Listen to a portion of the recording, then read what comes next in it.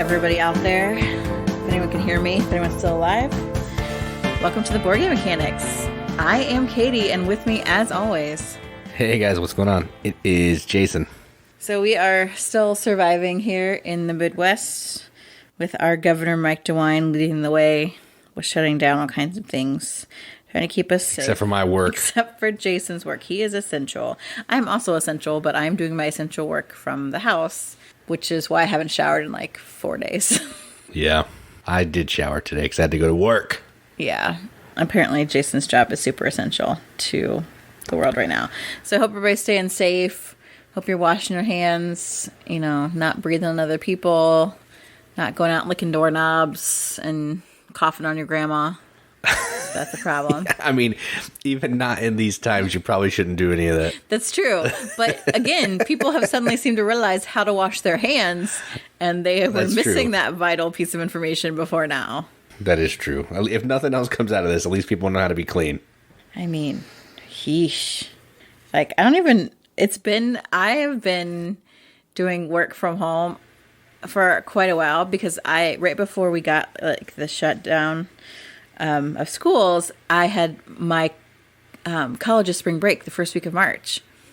So I went back and taught maybe, I don't know, 1 class, 2 classes maybe before. Yeah, I think it was 2. Before they said, okay, we're suspending courses for like a week and a half, almost 2 weeks, and then you're going to start teaching online. So I have been doing nothing I'm doing stuff, but I have not gone out to a job in almost a month. And the natives are restless. That's what I have to say. I don't know how about the rest of you, but the natives are restless here in our household. Yeah, it's getting bad. It's getting bad.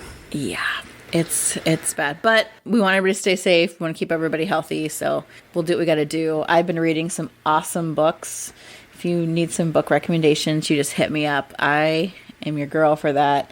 I've been reading some really good young adult series actually right now, so I'm super pumped, except for the fact that the series aren't finished. And what am I supposed to do with the rest of my time if I can't get the next book? I'm like a junkie. We could play board games. We have been playing board games. I just like to read. Reading was my first love before board games.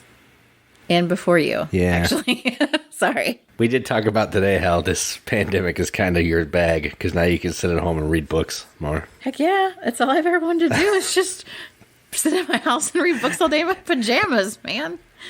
It only takes a pandemic to be able to catch up on your book reading. No, I have a huge list of books to read, and so I'm pretty pumped. I want to check off a few. Actually, the problem is I keep reading books that either I've already read or books that aren't on my list, which doesn't help the problem at all. But yeah, what can you do? All right, we can talk about some news, I guess.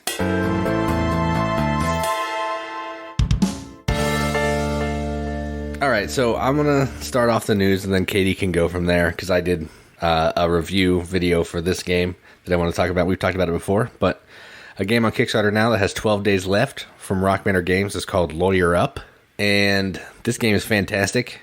It's a 2-player card game where each player is taking on the role of either the prosecution or the defense, and you're trying to win the jury in your favor. So if you're the defense, you need to have one person that is unsure about the conviction, and if you're the prosecution, you need to have all the jurors on your side to get a conviction.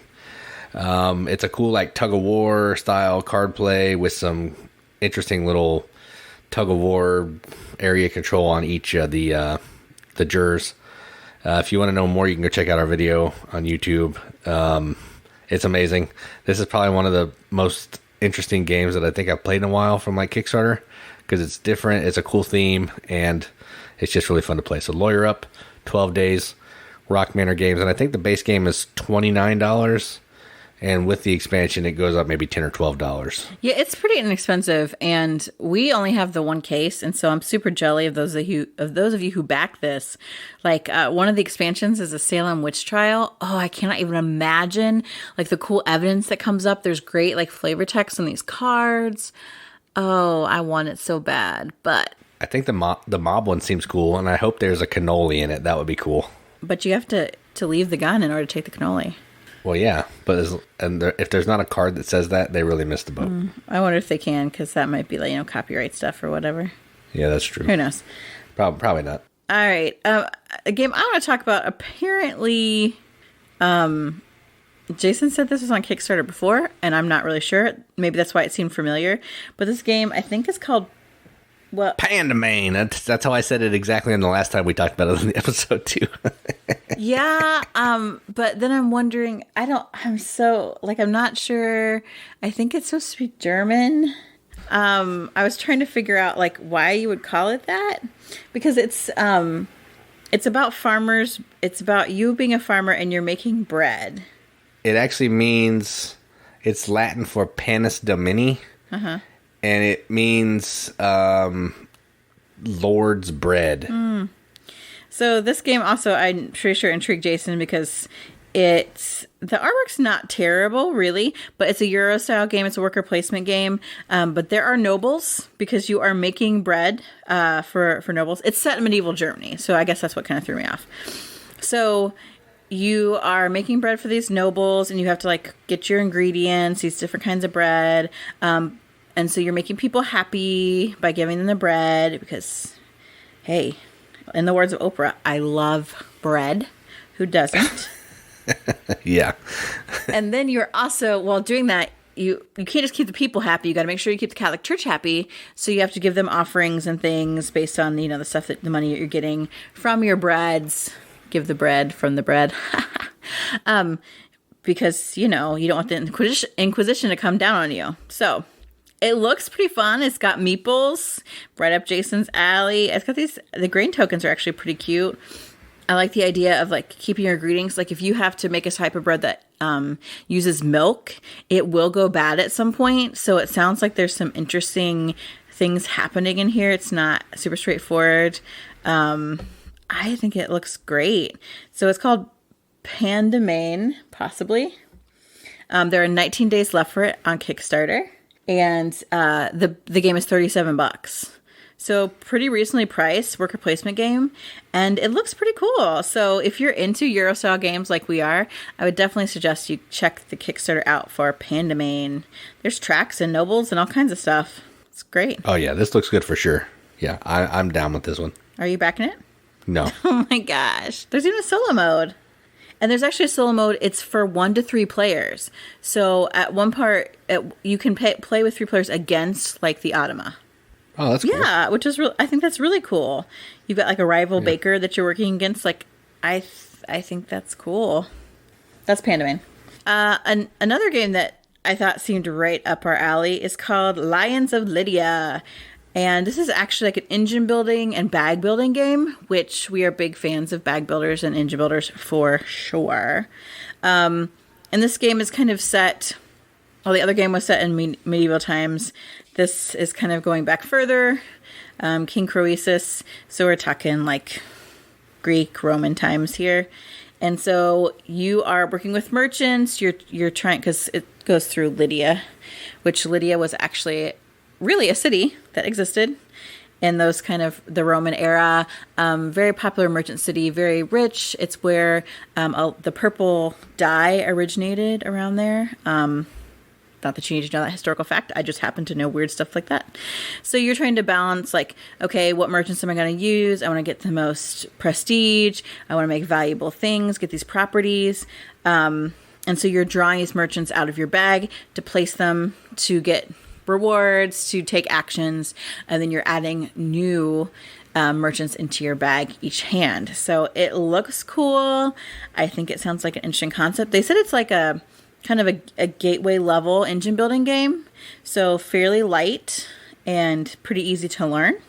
So if that sounds like your bag, I would check out Lions of Lydia, which has 13 days left on Kickstarter, and the base pledge for that is $39. Yeah, this seems cool. Johnny Pack has done some cool games. Oh yeah, I forgot to mention it was Johnny Pack. Fistful of Meeples. There's another really popular one that I'm drawing a blank on, but I've played a couple of his and they're pretty good. This is a Johnny Pack game. There's also an upgrade available, which has like metal coins and stuff, which of course I love, but would never ever get.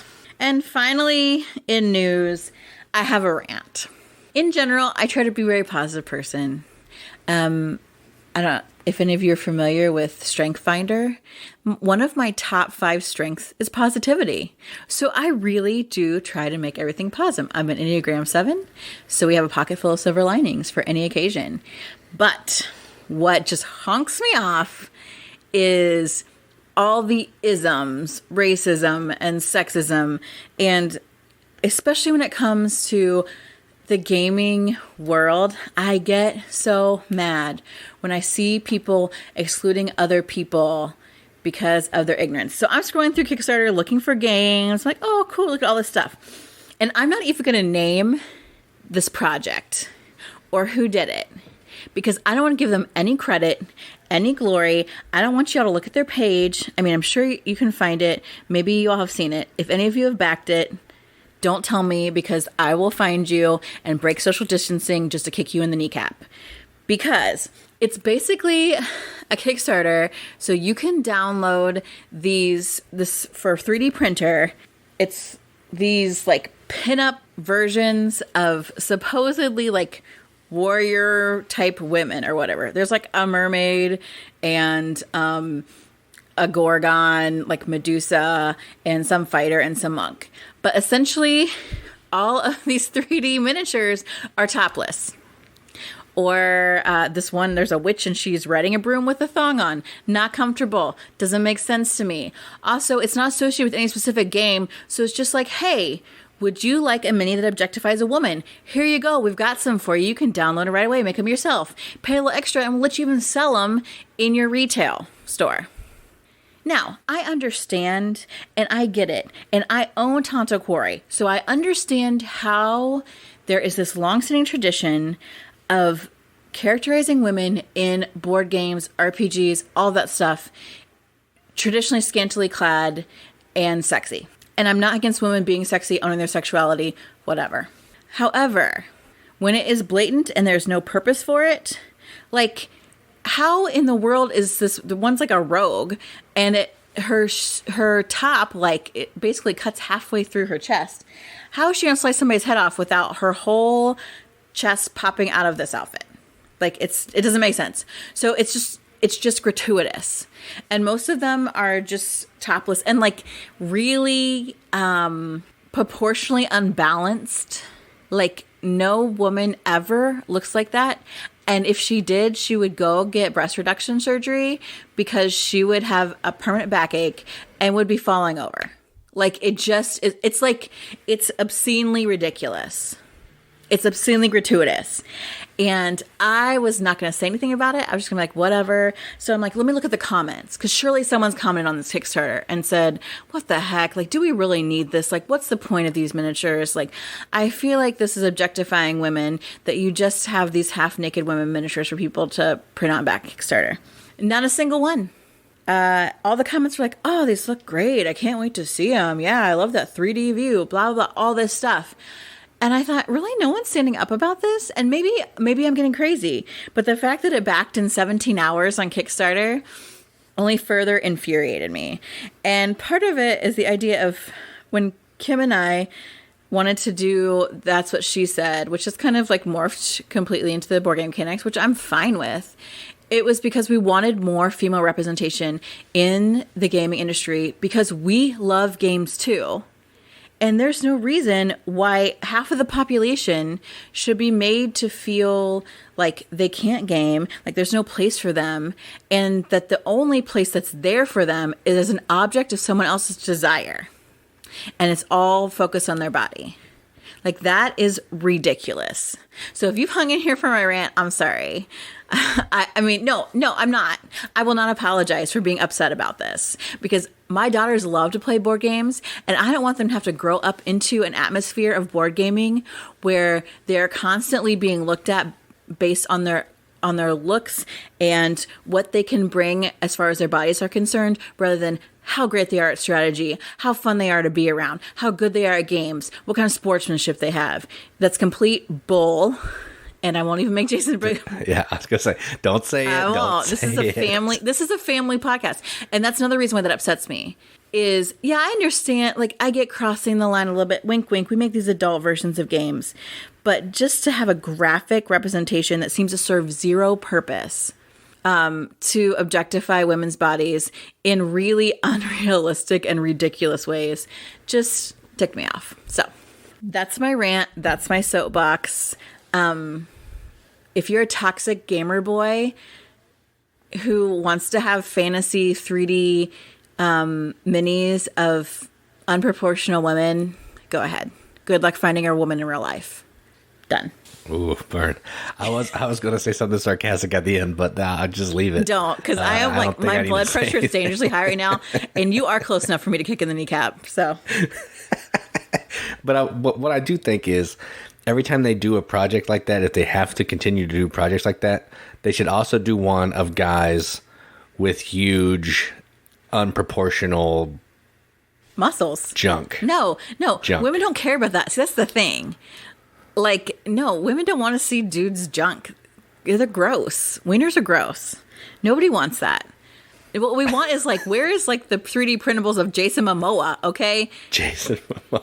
It's just him in different poses. Yeah, it's just Jason Momoa doing different stuff. Like, Jason Momoa vacuuming. Jason Momoa, like, taking care of business. Like, Jason Momoa with a hatchet. Jason Momoa cooking me dinner. Okay, that's the kind of 3D printables that should be out there if we want to appeal to everybody. I mean, yeah, I'm not going to say anything, but yeah, I mean, he's pretty appealing. Anyway, that's my rant. All right, so I think we've stuck a pin in that news, so let's move on.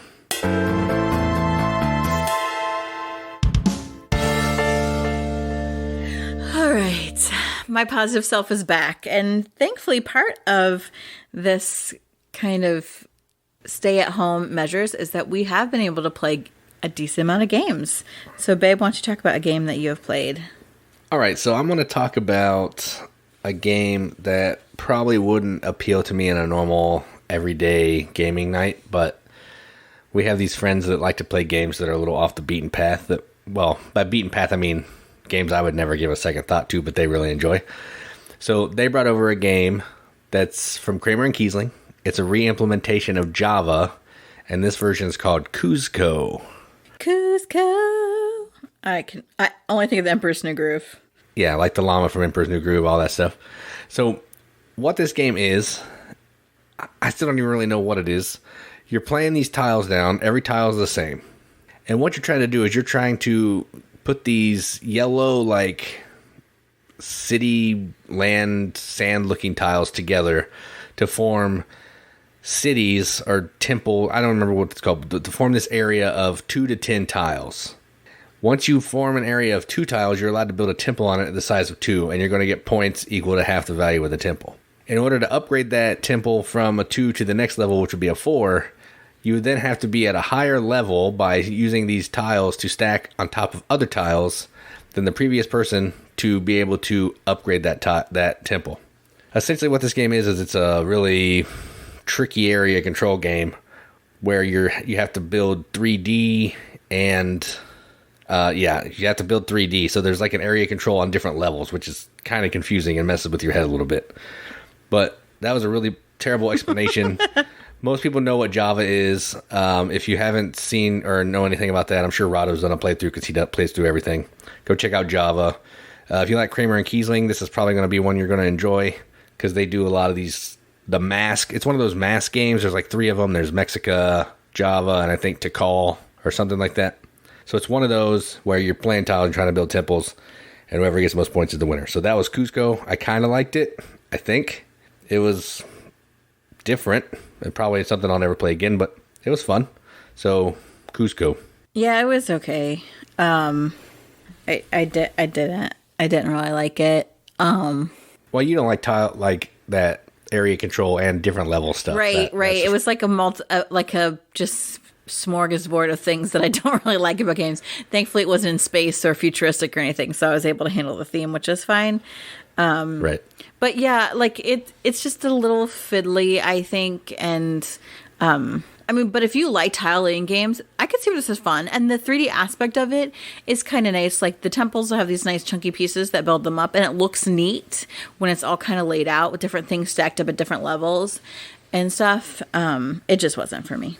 Yeah, I mean, It did look, yeah, the board did look really cool when it was all set up and ready to go. But yeah, It's just not my taste. But speaking of another game, it's not my taste. We also played a game that was the hotness a couple of years ago. What, like 2 years ago, maybe? yeah, I think 2 years ago. Well, and then like 20 years before that. Right, yeah.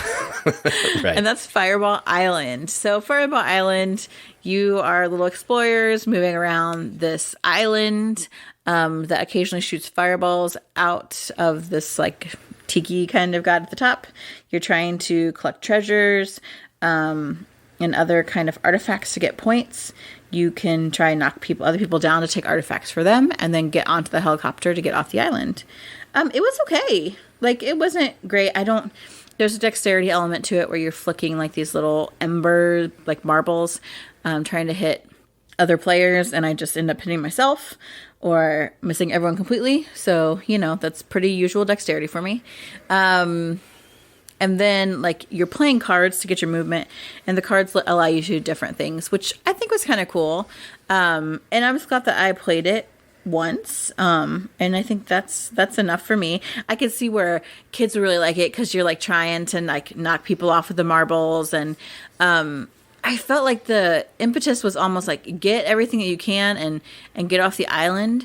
And I don't always like games like that where it's a race because I feel like I can't take my time to develop my strategy and really get around to do what I want to do. So I just kind of like cut and run kind of after I got a few good things and like got off the island pretty quick and started like the end of game kind of mechanism going. It wasn't bad. Like, it was okay. And I can see where some people would really like it because there is a novelty to it for sure. Right, yeah, and I think a lot of people that like it is because they liked it back in the 80s or whenever it came out the first time. The nostalgia factor is high. I think it was the 90s. Yeah, it could be. Either way. I mean, I didn't hate this. There's no strategy, really. It's essentially a roll and move game, but instead of rolling dice, you're flipping cards or you're playing cards. Yeah.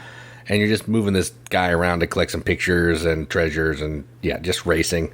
So don't be expecting like a super deep game. But, I mean, if you just want to hang out and be silly for 30 minutes, not a bad game. Flipping the marbles was kind of fun to me, so I enjoyed it. Yeah, that's Fireball Island. All right, so the next game I want to talk about, I played with my youngest daughter because she was bothering me to play a game. So I gave in. And the game that we played was called Fairy Tile. So, this is a game from Yellow, I believe. I'm pretty sure. And what you're doing in this, it's a super straightforward game. So, there's these three little characters. There's a dragon, a princess, and a knight. You're going to put this tile down on the board, these three tiles down, and each of them is going to have a spot on one of the three tiles where they're going to start. On your turn, you're going to either put down a new tile, or you're going to move one of these people in their certain movement pattern. So, like, the princess can move one space away. The knight can move 2 spaces away from their current space. And the dragon can move in a straight line all the way as far as it can go in any of the directions as long as it's a straight line. And what you're trying to do is you're trying to meet the goals that you have on these, like, fairy tale book cards. So I may have a card that says the knight and the princess need to meet in a forest. So somehow I got to get the knight and the princess to get on a forest tile or a forest section of a tile before someone else moves them and gets them out of the way. And the first person who can complete other goal cards is the winner. It's really easy. Rory didn't have an issue with it because, I mean, I had to read the cards to her a little bit, but she was able to figure out how to move and all that stuff. So I think this is a good game to play with kids. Rory might be a little too young, but I would say maybe 7 or 8. Kid would have a good time. And yeah, I mean, I didn't love it because it's super light and and it had minis. But for a kid's game, not bad. So Fairy Tile.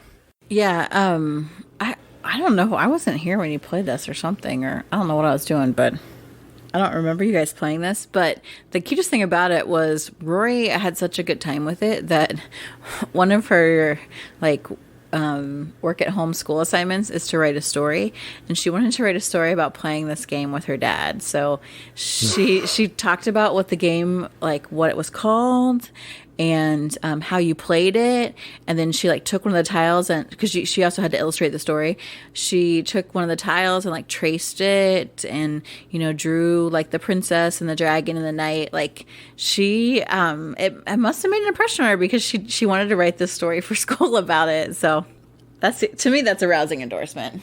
Yeah, I mean, she seemed to like it. At first she was not really understanding the movement, but once she got that down, she was like, oh, I'm going to move the dragon over here because I got to get the dragon where the princess is. I was like, all right, you do you. Let's see. Yeah. The last game I talk about, I feel like we've talked about this game before, but maybe not. It's Fantastic Factories. And we bought this from one of our friends because I had played their copy a couple times, and they just decided that they didn't like it enough to keep it as part of their collection. And Fantastic Factories is at heart an engine builder. So you're drafting these machines to then like build in your tableau, and in order to do that you have to discard not only the supplies needed to build it, which is energy and gold, but also a card that has the same symbol on it. So I like games that have multi-card use. So you're deciding what cards do I want to keep because I want to build them. Can I build it if I have the right card? You're drafting a card on every turn, and you can either draft cards that give you these buildings to possibly build or to use to build another card, or you can draft these like experts or specialists. I forget what they're called. They have a specific name, and I don't remember what they are. I can't remember. Engineers, architects. No, those are the names of the cards, but. Oh yeah, I have no idea. I don't know. We'll say, I don't know, experts or something. So you can draft one of those instead of taking an actual card that has a building on it, and they'll give you like extra dice and things to roll. And so what happens is each person you draft cards. Then you have 4 dice of your own that you roll. Sometimes the different experts that you choose can give you extra dice, or you can build some factories that will also give you dice as well. And then you're rolling them and deciding where am I going to put these dice to produce things. So you're trying to build an engine to get enough energy to get energy and or gold to then maybe feed into other factories. They're going to at some point churn you out goods. So it's a fairly quick little game, but that makes the decisions really tight. Like, how can I get goods the fastest? Which of these buildings can kind of help run my engine? Is there a way to mitigate my dice rolls to get the ones that I need? I think it's really fun. I like it. The first time I played it, I failed horribly. Like, I sucked so bad, but I also thought it was really fun. Like, I just really enjoyed it because I enjoy that engine building piece. And so the next couple times I played it I did much better, but I still enjoyed it just the same because I just love that engine building, and the decisions are so like they're like how you spend your dice, how you spend your cards, how you're going to spend your drafting turn. All of those choices are really critical, and I love that thinkiness of it. So that was Fantastic Factories. Yeah, I like the part, well, I don't like it. It's irritating, but I also enjoy it. The part where you have to spend a card that you may want to build because it has the symbol that you need to build another card with that symbol. That's so irritating, but it makes for good gameplay because then you have to actually sacrifice things to build something that you think is better for your engine. So I enjoy that. So yeah, this is a really good game. I like it. And it's pretty quick, 30, 40 minutes. Not too bad. Yep, that's what I think is great about it. So those are the games that we have been playing.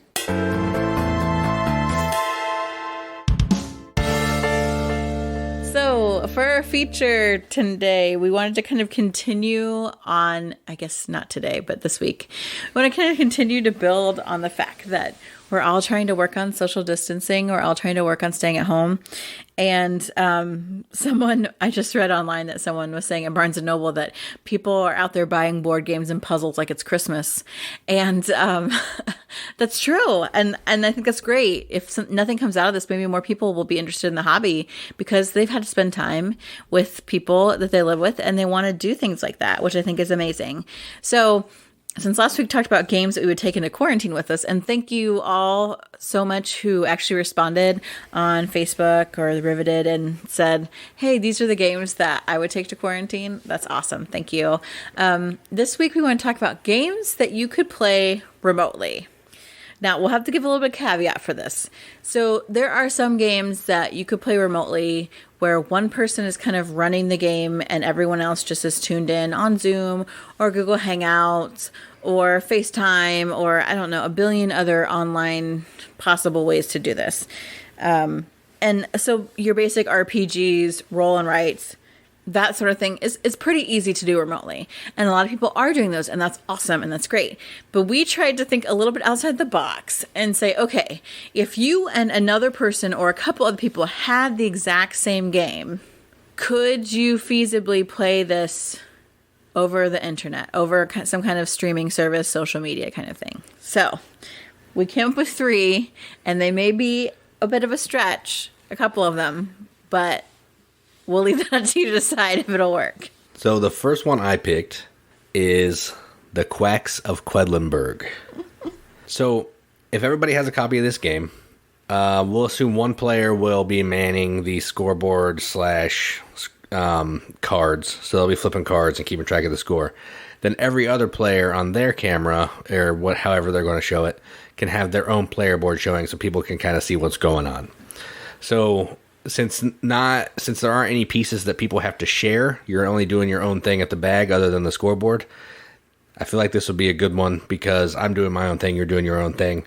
We're not competing for the same kind of chips, we're not competing for anything.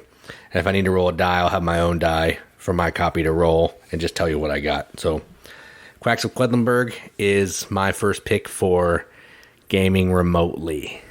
Yeah, and a lot of people really get into this game, and I think since it's such a fun, easy game, lighthearted game, it would go over well to have people other places. I guess another caveat we should say is that you're playing online with people you trust not to be cheaters. Well, yeah, you should always play with people who don't cheat. I mean, well, that's always my unwritten rule. So my first game is a game that I'm actually hoping to play remotely. My best friend and I love this game, and I've talked about it a billion times on this podcast. Maybe not a billion, but we're getting close. And that is Sherlock Holmes Consulting Detective. So she just texted me the other day and said, okay, I think we can play Sherlock over Google Hangout. And I'm like, okay. I mean, I'm willing to give it a go. And I just thought, well, I'll lay out the map and I can just, move my phone around or something. We could FaceTime or whatever. And I could show her what everything looks like. And normally I'm the one who reads out the story and the different clues where we go different places. So I could just do that. And she's like, well, I'm going to drive over to your house. I'm just going to stay in the car. You just come out and slip through my car window, the map and the directories, and I'll take those home. So then you have like the book with the case. And so then you can read the case parts, and I'll tell you the different, which this is usually how we function. Anyway, she takes notes. I'm reading through the case. I do some of my own notes a little bit, but she's basically my Watson. And then if I'm like, hey, we should talk to this person, she'll hunt him down the directory, or I'll say, where's this thing? And she'll, check around on the map. And so I feel like it would be super easy to do that in your own respective houses. It's not obviously a big interaction game, which is why some people don't like it, Jason. And there is a lot of reading involved, which is like talking on the phone. So I feel like Consulting Detective would work perfectly from distance. And even though my friend and I don't have each own a copy of the game, for me, it would be easy to get it to her. And even if she lived farther away, I could easily mail the booklet and the map to her with, very little kind of cost. And then we could do it that way too. So that's my choice, Consulting Detective.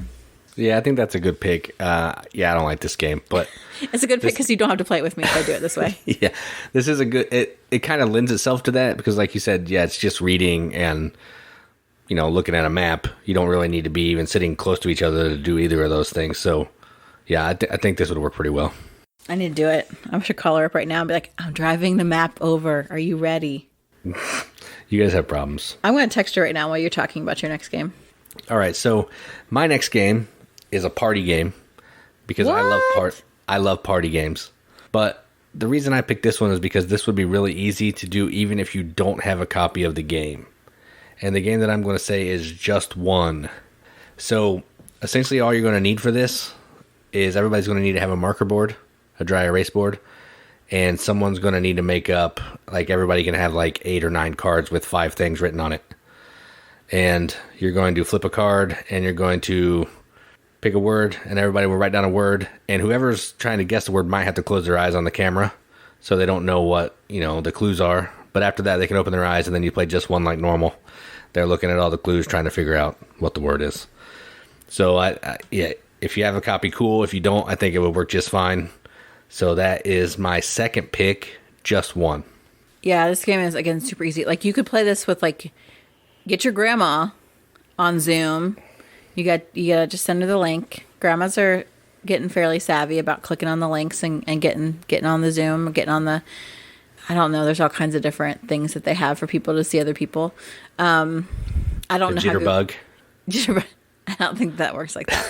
I don't know how Google Hangout works because I'm a terrible elder millennial and don't understand technology like at all. The only reason I understand Zoom is because my school made me get it for my students, and then I actually used it with one student and like worked out all the all the weird kinks to figure out how to use it. But you could get all kinds of family members, all kinds of people on here that really don't play a ton of games either, but they want the interaction. And I think that would make it really fun. Again, you have to trust them to close their eyes and not look or whatever, but I'm sure you could get that to happen. It's not like you're playing like with my grandmother, who's a total cheater. My Japanese grandma. Oh, I was going to say. No, not my grandma Iris. No, my Japanese grandma's a total cheater. Well, I mean, my gosh. She wouldn't be able to, understand the rules anyway, probably. So or figure out the technology. Well, that's true. The nursing home isn't that high tech, but right. It definitely is a very accessible game, I think. Yeah. My next game is along the roll and write kind of bandwagon, I guess, or like idea, and that is the game On Tour from BoardGameTables.com, or I think that's the name of it. Yep, that's it. Yeah. And I actually played this with my accountant sister, who at first was like, what the heck is this? And then afterwards she's like, okay, I like that game. Now that I know how to play it, I want to play it again. She won anyway, the jerk. But no, she didn't. She tied me. She did tie you. Okay, fine. But she's like, but I think I could do better. And that's, I think, is the great thing about this game as well. Plus, all that you need is the 2 10-sided die. So even if you don't actually, you have to actually own the game, but it would be fairly easy to have dice to roll. And then you really only need one person with cards. But since everyone has to have the game for the board, you're going to have cards anyway. But then it's easy. Like, so the fact that I think the only thing you'd have to do, like when you first start the game, you set up 4 numbers at certain locations. And those 4 locations come out. So if we're playing remotely, I have to say, hey, you need to take out this card, this card, this card, this card.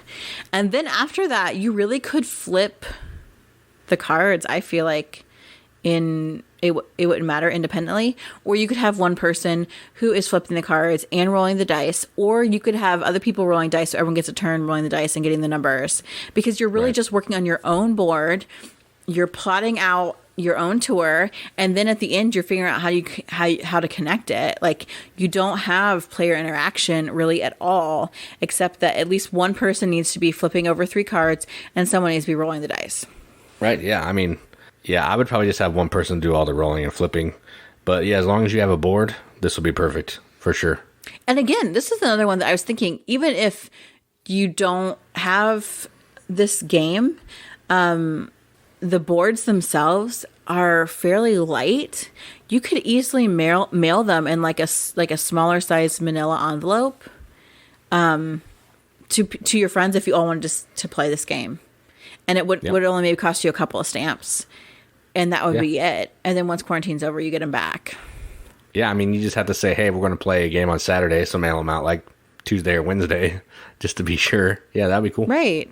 Like, I think it wouldn't be hard at all. So that's why I picked On Tour. Yeah, that's a good pick. I approve of that pick. Well, thank you. All right, so my last one. These are in no particular order. This is just the third one that I thought of. So the last one I want to talk about is an abstract game. And I feel like abstract games kind of lend themselves to this because there's perfect information. Everything you need to know is out on the board. There's no like random stuff. Nobody sharing any pieces or whatever. And the game I picked is Onitama. So the reason I picked this is because it's a little board. Somebody could put a camera above the whole board, just one person. And then the other person they're playing with could just say, hey, I need you to move this piece with that one card right there, and tell them how to move the piece, and they would move the piece for you. So you could still be getting the good brain burn of looking at the cards, trying to figure out which piece you want to move, and then have the other player move it. So if you don't know how to play this game, which most people do, it's like a little mini version of chess, kind of. I think there's 4 or 5 pieces on each side, and each player is going to have 2 cards in front of them, with I think 2 cards over on the side that are going to be rotated in and out, or 1 card on the side that are going to be rotated in and out. And you're only allowed to make movements based on the cards that are in front of you. So say I have a card that lets me move diagonal, or 2 spaces in front of me, or 2 spaces back. I can move any of my pieces in those patterns, but I have to use those patterns. Then when I'm done, I'll take one of my cards and move it over to the side for my opponent to use on a future turn. So you're always going to know what movements are going to be happening. You're going to know what movements coming your way from your opponent. So you're going to be able to plan your turns even though you're not physically at the board. You still have your brain going to try to see what you can do. So Onitama is my pick here, but pretty much most abstract games would probably be okay. So that's my last one. Right, one like chess would be super easy because a lot of people, like especially when you play in like the competitive realm, people will say, knight for black knight to red 5, or I don't know, L7. Whatever. But they okay. B13. Did they turn it into bingo? I don't know how. I know how to play chess, but I don't. So I'm not the right person to say this. But knight to like L5. Don't they say something like that? It doesn't matter. Nobody plays chess. Nobody that listens to our podcast is going to be playing chess. Some people do, but like since they're calling out where things go a lot of times and say where things are moving, I feel like that it lends itself to just having one person with the board. You could even do chess this way and just set things up like that. I mean, I would never do it because I hate abstract games, but if you like them, go for it, man. Right, yeah. And so my final game I want to talk about, I actually kind of ordered these because I feel like this is the best one. And it just came to me like 10 minutes before we did the podcast. And so I felt pretty proud of it. And my last choice is Villainous, because your characters are pretty much independent from everybody else. I mean, yes, you interact with other people's characters, but they are turning over a deck of their own that you are able to have them do that too. Also, mostly when I've played it, we play on kind of like a bigger table, so I can't always reach over and flip the cards off your deck anyway when I'm going to work against you. So a lot of times the other person is the one flipping the cards over and putting the cards where I tell them to put them because of just the physical distance. And so that's why I feel like this would be perfect to play online. Also, you don't even have to have the exact same game of Villainous, because you could just have different characters, and that's fine. You play the character that you have, and then you flip the cards over for me on your Villainous deck, and I tell you where to put which one to pick and what to use. And then I'm playing my deck because I'm playing what's in front of me. And this game really lends itself to that because of the minimal interaction. And yeah, a lot of people say that there is a bunch of player interaction in Villainous, but only up to a point. And so if on camera everyone's seeing your board, so they know, okay, how close are you to the goal, whatever. And if you read the goal, or you can remind people of what your character's goal is, there really is no need for you to be in the same location to play this game at all. I think it's perfect. Plus, yeah, I mean, it's no Quacks, but yeah, it's pretty good. Plus, you can find it at Target, and maybe That's true. And so it would be easy for someone to say, hey, you want to play a game online? Why don't you just go pick up whatever box has the characters in it that appeal to you, and we'll play. Yeah, that's true. That would work. Then you don't have to mail anything. Right. And you can play a game in you like could mail the one player piece and 2 decks of cards and the board. Like that really would also fit in a small envelope. But still, to go out and pick up and some of them really aren't that expensive to get just a pack of a couple characters. And then you can play the characters that appeal to you. And we're still playing a game together, but we don't have to be in the same space at all.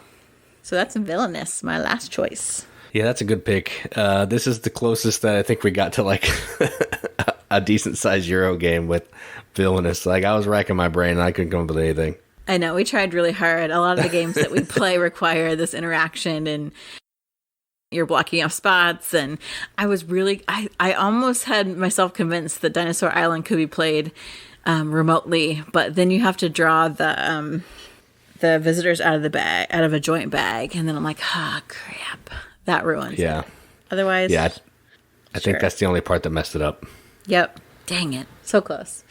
All right, so those are 3 games from each of us that we think could feasibly be played remotely.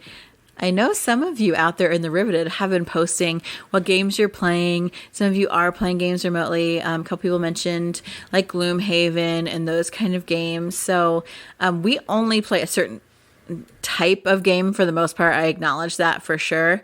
So some of you who are or the story-based games or whatever, what games really work for this kind of remote thing? And what have you guys gotten into? What have you played? Please tell us.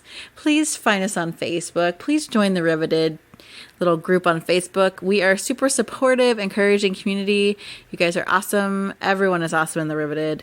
And we love just to talk about games and we don't get to other of the bull that's out there. So join us. Find us on Twitter, Instagram, all that jazz. YouTube, for sure. We've been having more time to do videos because we don't go anywhere in the evenings. So we're trying to put more... Jason is really good at putting more content out there, reviews and stuff. So please contact us, friend us, like us, all of that great stuff to keep you sane during coronavirus 2020. Yep. All right. That's a pretty short podcast for us tonight, I think, babe. Yeah, I think we're catching our stride on these like 40-ish minute episodes. Hey. It's nice. I also want to get back to my book that I'm reading, so. Yeah, it's true. I mean, one week it's Love is Blind, another week it's the book. The true problem with the coronavirus for me right now is the fact that for some reason Speedway does not have orange slices. I don't know why. I like all kinds of food, but for some reason, I've just been really wanting orange slices. And if you don't know what that kind of candy is, you are sad. Go find them. But they are not at my Speedway. They are not at Meyer when Jason went and picked up some groceries the other day. I don't know who decided that in their pandemic stock up, they had to take all the orange slices, but I'm ticked. And I want those orange slices. So if any of you see any, mail them to me. I'll give you our address if you PM me. Or DM me because I need some orange slices. I'm going crazy. The funny thing is, the last time we talked about Speedway, I tagged them and they actually responded back. So I'm going to do it again. I'm going to tag Speedway and see what happens. And it's the Speedway brand orange slices that I really like. I really like them. Like they had the fruit slices, which I tried. So I ate out all the orange ones and the lemon were fine. But I don't like cherry. I don't like grape. And the lime were just I just want the orange slices. Speedway. I need them. What's happening? Yeah, they'll get you some. I'll tag them and they'll send you some. I wish. Our new sponsor, Speedway. The podcast from the podcast, Katie's Quest for Orange Slices. Day 5 without orange slices. You know it's first world problems when you're complaining about your favorite candy is not at the store. Yeah, that's true. I wasn't going to say it, but yes. I know. All right, I think that's it for us. I'm Katie. And I'm Jason. And keep gaming, everybody. Keep gaming.